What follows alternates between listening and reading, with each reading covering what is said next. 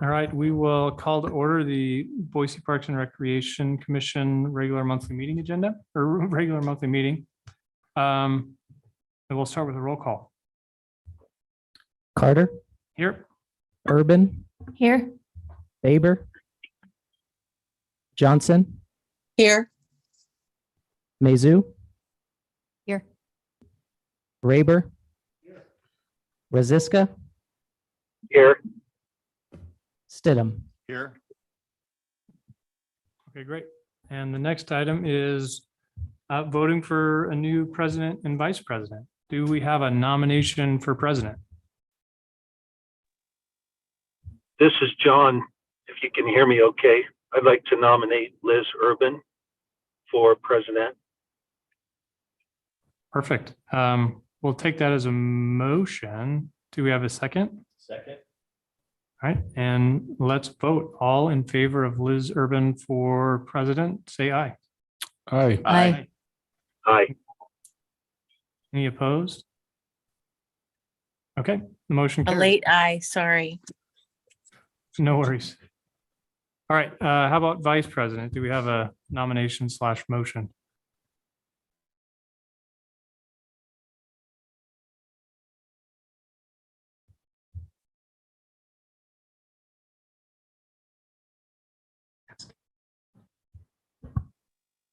Do we have a nomination or a motion for vice president?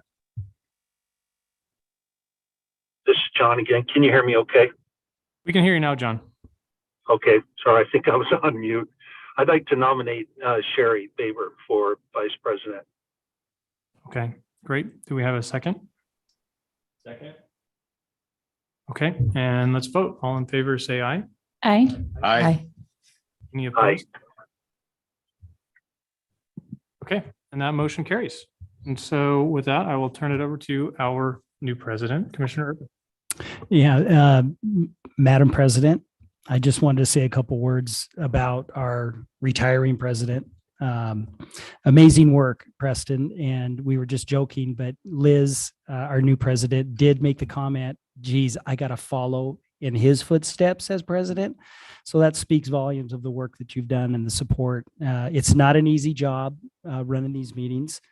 And, but you did a masterful job, particularly in our public hearings and working with the public, and always just being so having a great deal of courtesy to our guests and just the overall support. It's been amazing. And just because you're not president now, you get a slide over to just being the commissioner now. And but we appreciate all the work you put in this last year. Yeah, happy to help. I enjoy the small role that we play. Okay. We have 3 items before us on the consent agenda today. Are there any questions on those items? If I could call for a motion, please. I would move that we approve the consent agenda. Is there a second? Second. Any discussion? All in favor? Aye.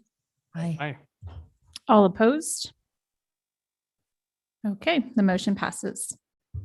Moving on to new business, we have the minute meetings from January 19th, 2023. Can I have a motion to approve the minutes? I'll move that we approve the minutes. Can I have a second? Second. Any discussion? Great. Can all in favor say aye? Aye. Aye. Aye. All opposed? Okay, and the motion passes. Next up, it looks like we have the Ridge to Rivers update. Good afternoon. Let me get this pulled up real quick.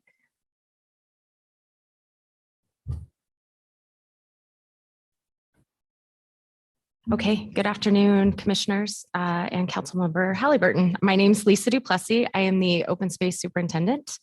Can you all see this? I'm not sure if you got it? Okay. I just wanted to come and talk to you a little bit about our trail system, a survey that we did last fall, and just give you a quick update of kind of what we learned and what we found out. We started some new management strategies about 2 years ago, 21, and did a survey back in 21 and had about 4,400 responses. We redid that this year to make sure, just to see how people were feeling about our trail system, the management strategies we'd put in place, how they were feeling about it in general, and just any other feedback. I think it's super important to give trail users a voice whenever we can. So making sure that they are confident in how we're managing our trails. So we asked some general questions and then also on those management strategies, the 4 of which you can see there. A lot of what we'll go through is some basic data, but I think it's interesting just to see, and then we'll talk through a little bit of the feedback that we received and how we're going to implement some changes. So again, some basic data you can just see here, ages. We've got gender, zip code. None of these are a really big surprise, but I did want to highlight on this one. One of the things that we ask is how long you've lived in the Treasure Valley. And if you notice, the 0 to 10 years is 32%. If you break that down even further, 20% of people have been in the Treasure Valley for 0 to 5 years. So I think recognizing that from our standpoint, to know that there's still a lot of education and working through the Happy Trails initiative and just kind of making sure that people, they're new trail users. So they're not people that have maybe lived here for 15, 20 years that are out on the trails all the time. So making sure that we highlight and keep working on our education was big for us to see this. How often do you use the trail system? People are out there all the time. As you guys probably know, it is a busy system. People are out constantly. Talking about primary use and then secondary use, hiking and mountain biking, no surprise here. This is kind of what we expected. Again, people are out there all the time using the trails. So as we started the pilot program in 2021 with the management strategies, when we did the survey before, we really wanted to know, were people even supportive of trying these different strategies? Overwhelmingly, yes, they were. And so we wanted to revisit this again and say, are they working for you? Is this something that you want to keep going? And as you can see from these numbers, people were very happy with the strategies that we've put in place, and very satisfied with what's going on. So specifically, we ask about lower holes. That's one of our busiest points. People are out all the time. And just curious how they felt about it. We really have not gotten any negative feedback. I thought, maybe we'd have even an odd day fights, people not sure when they were going to be out there, but it's been really consistent and people are really happy with it. The other strategy that we wanted to know about was the polecat loop. So we are going to, with this support, we are going to change the direction to counterclockwise as of tomorrow. So that'll be going from clockwise last year to counterclockwise this year, just to give users a different experience. And we'll plan on going back and forth. But again, people were very happy with that change. Talking about how people get their information, our crew and at admin do a great job of getting the word out about the trails. So I'm sure you all have heard about our muddy trails, trying to keep people off of there. So the Ridge to Rivers Facebook page and the website are updated constantly. And that's where most of our users get their information. Madam President, I have a question about people getting stuff from the website. Is there something that's driving them to the website on a regular basis? Like, is there live information that they're checking out? So my guess is, Councilmember Halliburton, my guess is what they're doing is looking at the interactive map. So we have, and I'll talk about it down the way too, but we have just implemented new QR codes on the trails where people can scan and go right to the interactive map, and that drives them directly to our website. So, or even on our Facebook posts, if we list something specifically about a trail, that will drive them back to our website. Yeah, that's so interesting to me, because you see less and less people using some of your other types of media, social media and stuff. And so having a good following on the website is really great. Yeah, I think it's really driven from the map. So we've put a lot of time into that interactive map. And in fact, this year, people can get on and see current conditions right away. So if you're out in the morning, you need to know, is the trail that I'm going to be on frozen this morning? Is it muddy later? So it's been a real big driver. And I think that's what speaks to that group of people. Just some open-ended feedback. I will say, and I just have to give a shout out to Chloe Salabank. She read through all of the 3,100 responses and really tried to help see what that open-ended feedback was. And the people were so grateful and so wonderful and just so appreciative of the staff and what they do out there on the trails. So that was really great to hear. Of course, we hear things about dogs, different things like that, frustrated with the use of muddy trails, but really enjoy the special management strategies and also just want to make sure that our trails are accessible to everyone. Here's just some fun. You can kind of read through why people like the trails. I think none of this was a surprise. It's a diverse system that people can use. It's super close to where a lot of people live. We also have lots of opportunities for people to go out and volunteer and be on the trails, which is great. So what we're trying to do is take all that feedback that we got and implement what we can to change and make it better. So again, I mentioned the counterclockwise directional travel. That will be changed tomorrow. One of the projects that we're doing is an accessible trail project, which is down, it's going to be a new Grove loop that's south of the Foothills Learning Center, and then also try and fix the area where the sand chute comes off the back of Camel's Back. That's often a really congested area and a really hard place for wheelchairs or people with different needs to get through. So we're going to separate that a little bit and try and contain the sand onto one side. As I mentioned, we are implementing the QR codes that link directly to the interactive maps. So as you're out on a trail and you're thinking, okay, do I go all the way? Am I going to have to turn around? Does this trail loop? People can look right at that and know right away. Again, the webpage, as was mentioned, lots of people are on there. So trying to give as much information as we can. So when are large groups out on the trails? When do they need to avoid certain areas? And then the trail condition reports that are also on that interactive map. That's all we've got. Any questions? Madam President, Commission members, I just would like to just point out that the great work that Lisa's team is doing, managing the trails, to get this kind of feedback that's telling us that we're hitting the notes. It's telling us that we're doing some good things up there. And so it's really a tip of the cap to David Gordon and our trail crew and the consortium that makes up the Ridge to Rivers partnership and their support of what we're doing to create this, wonderful, recreational opportunity for people that really do enjoy it. And I think, Lisa, one of the things you pointed out is that 0 to 5 years.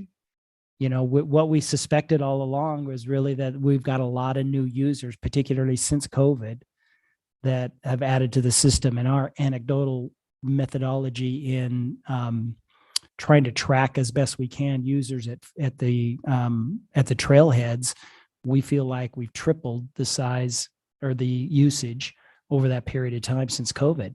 And it kind of lends itself that all the people moving into Boise, a lot of new people are discovering this, and that's why we've got to continue to find opportunities like your management strategies here and how we, whether it's alternating or whether it's continuing to look at land that we can acquire so we can build new trail system and continue to spread folks out across the foothills, because it's not going to get less.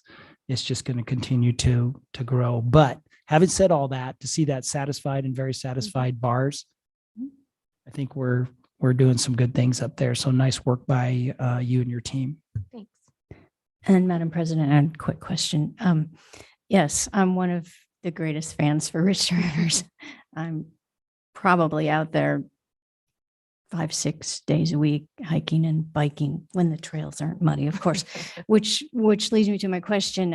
Are there plans for more all-season trail improvements in places such as Table Rock, for example? So commissioners, that's a great question, and something actually that the team and I are going to sit down and kind of come up with our next kind of 3 to 5 year plan of where we can identify places that are heavily used, and also not every place is conducive for an all-weather trail. So we did Eagle Ridge this last year, as well as Cartwright Ridge in some reroute spots. And so trying to identify all these different next stop spots that we can do, and then just start checking those off the list, because it does allow people a longer season to use the trails. It helps with all the different issues that we have with muddy trails. So yes, that is definitely in the plans. Oh, that's great to hear, since, yeah, it's definitely a tough one to enforce, I'm sure.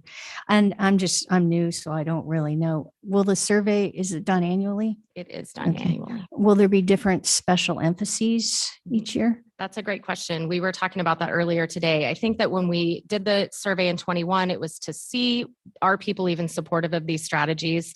This was more to see if they're working. And I think we'll go to that next level where we actually, Chloe and I were talking this morning about, is one of the questions, where would you like to see an all-weather trail? Are those working for you? How, what different education programs can we do? So I think that each one, while we'll get some generic data, will also have a special emphasis where we can learn different things about our system. Great, thank you. I want to say my compliments on the integration of all the feedback opportunities. The department is wonderful at that. So I appreciate that. And I also am thrilled to see more accessible trails being added to the system. Yes. Thank you. Good. Thank you. Okay. Next on our agenda, we have an informational item on the Warm Springs Golf Course donation.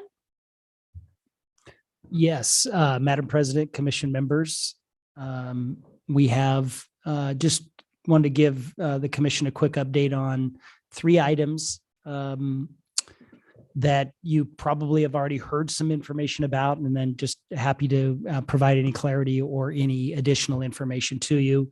The first one is our new city facility at the Warm Springs Golf Course.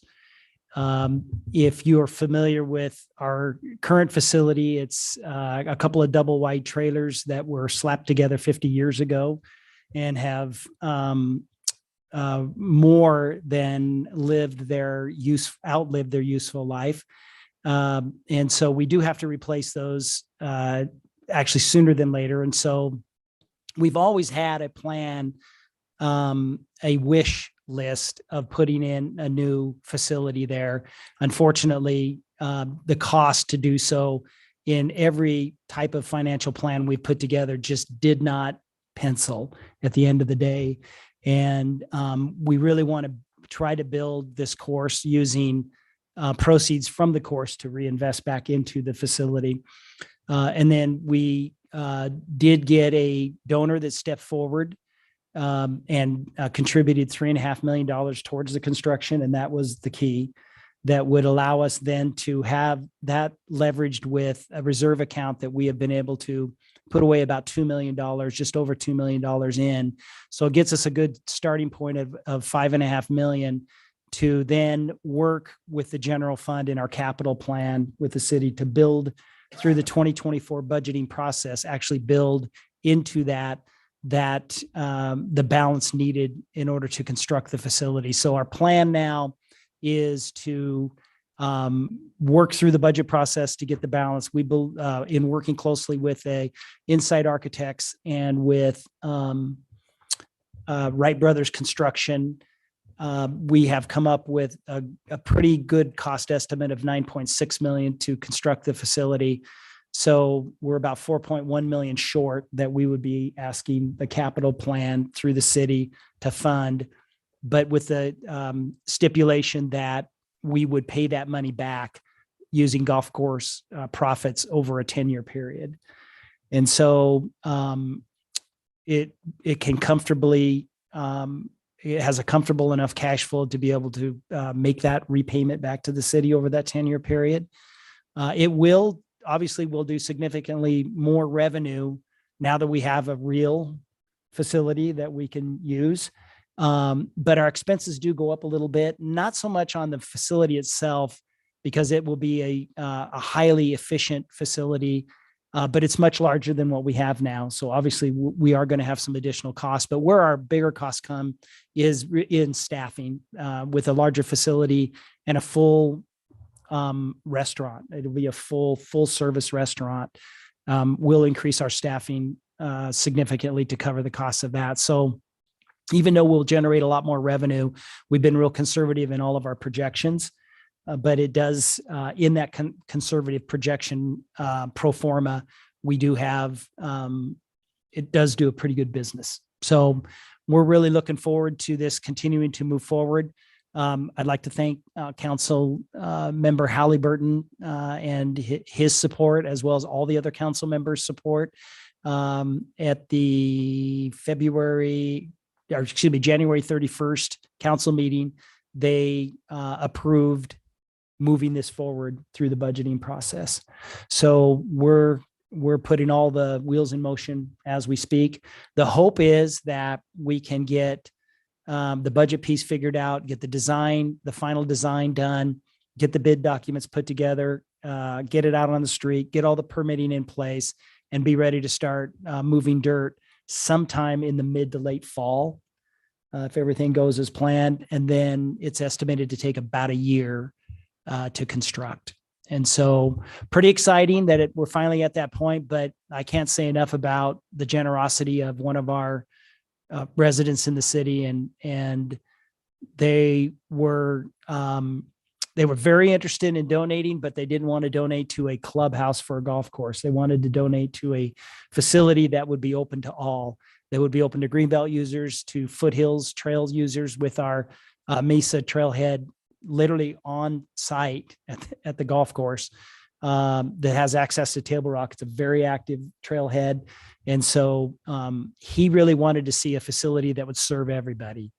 And we believe that in the preliminary design work we've done, that we've come up with something that will hit that note for the donor, who will stay involved.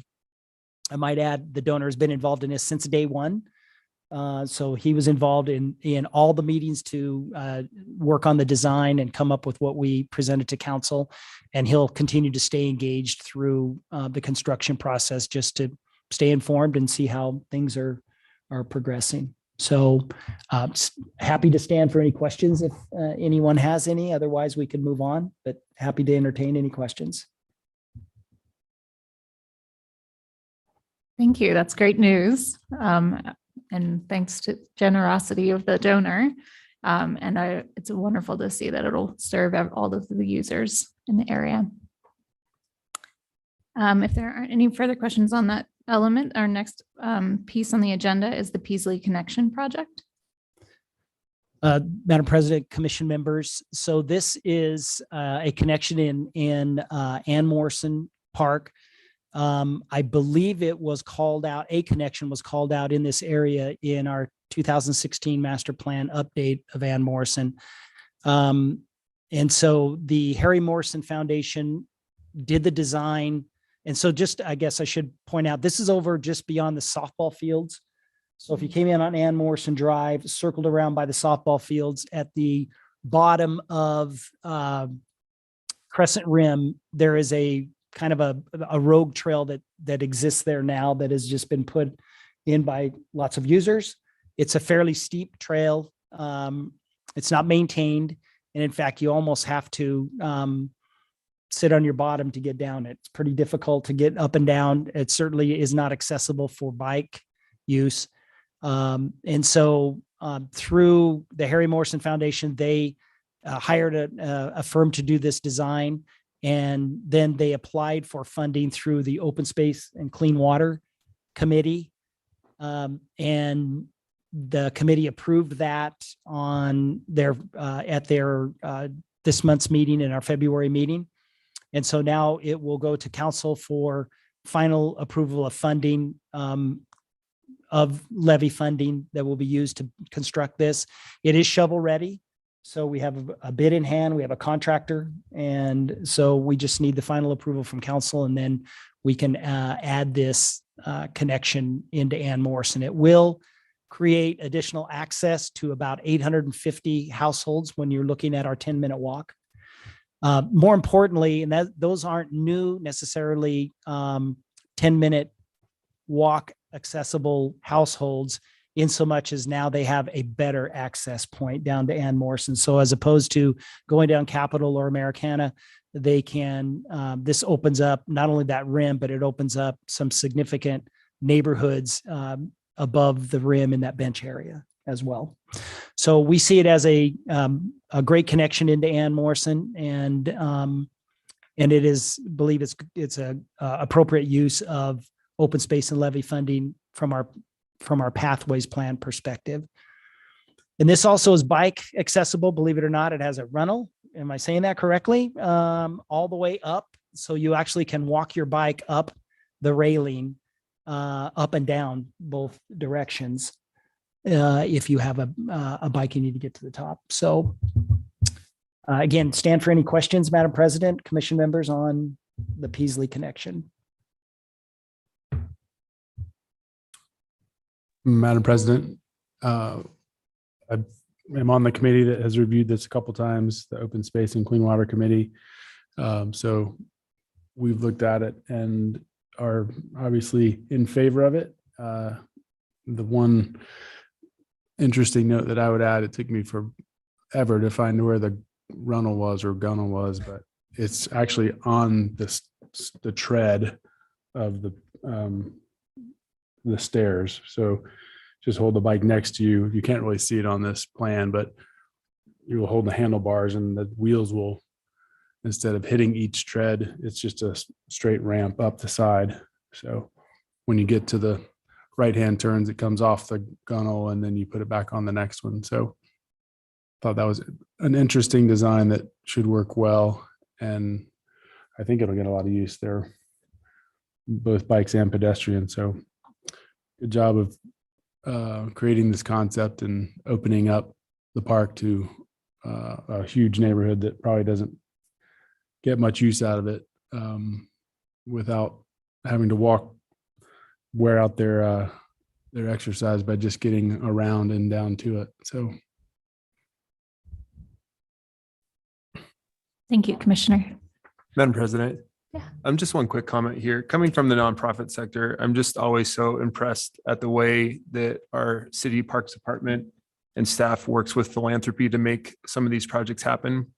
Like our golf course, Warm Springs Golf Course project on the last one, and now this one here. Those things just simply wouldn't happen without these great partnerships that the city has worked so hard to develop for over such a long period of time. So it's pretty impressive. This one's pretty fun though, because I remember when the city was doing the master planning process for this one, I wasn't elected to city council at this point, but I lived in the neighborhood. So I was active in this participation. And this was something that a lot of community members were really asking for, both the pedestrian pathway, but then also the ability to somehow figure out a way to get bikes up and down at the same time, because it really is tricky getting down Capitol Boulevard or Americana.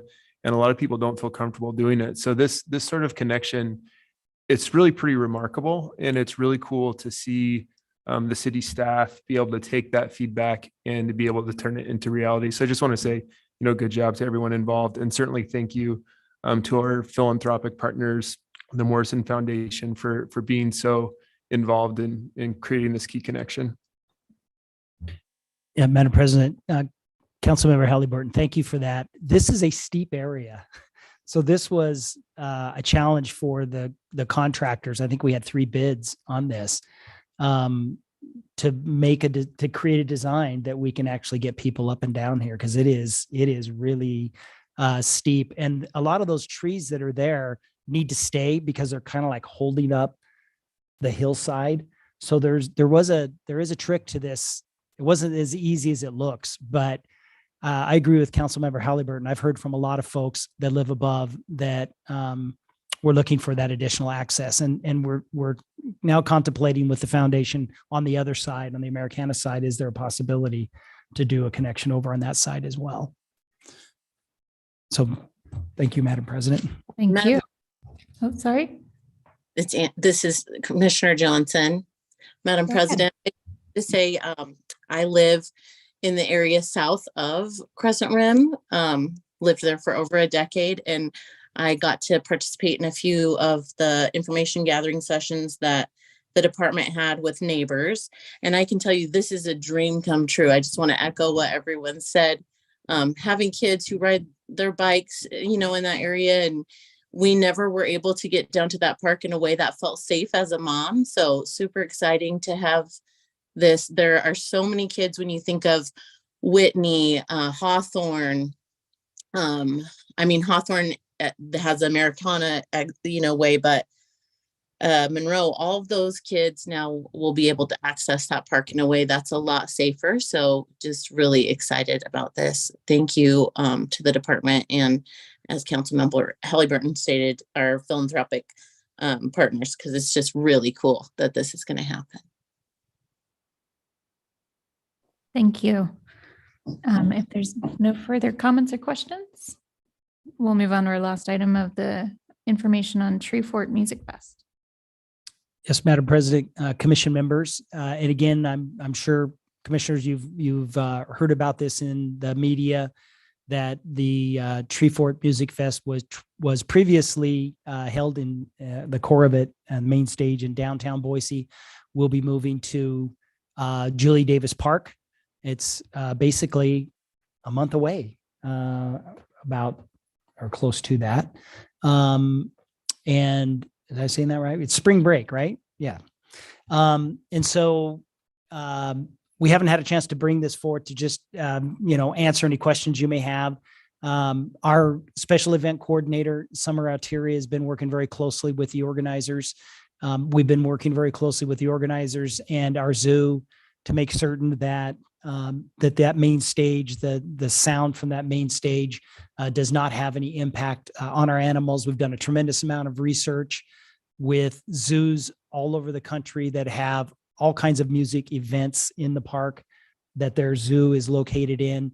And we've taken some of those best practices to apply to where the stage will sit, how far it'll be away from the zoo, where the sound will reverberate outward, what kind of buffer we'll put behind the stage, between the stage and the zoo.